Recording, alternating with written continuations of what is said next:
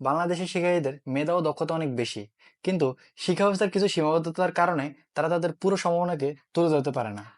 আজকের ভিডিওতে খুঁজে বের করব বাংলাদেশের শিক্ষার্থীদের সমস্যা ও চ্যালেঞ্জেস গুলো। প্রথমে আসি মুখস্থ বিদ্যা ও স্বনির্ভর শিক্ষা। বাংলাদেশের বেশিরভাগ শিক্ষার্থী মুখস্থ বিদ্যার উপর নির্ভরশীল। পরীক্ষা ভালো নম্বর পাওয়ার জন্য এটি একটি কার্যকর পদ্ধতি হিসেবে ধরা হয়, কিন্তু এটির কারণে তাদের বিশ্লেষণ করার ক্ষমতা কমে যায় এবং তারা বাস্তব জীবনের সমস্যার সমাধানে দুর্বল হয়ে পড়ে।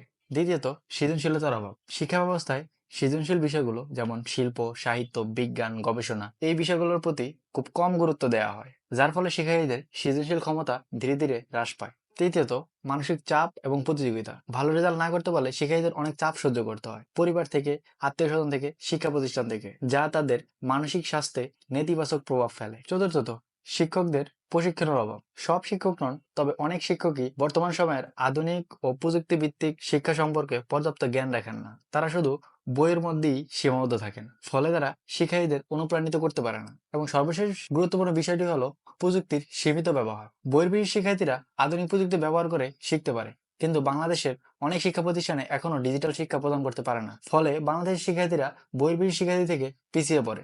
আপনার কি মতামত বাংলাদেশের শিক্ষা ব্যবস্থা নিয়ে? জানাতে পারেন কমেন্ট বক্সে।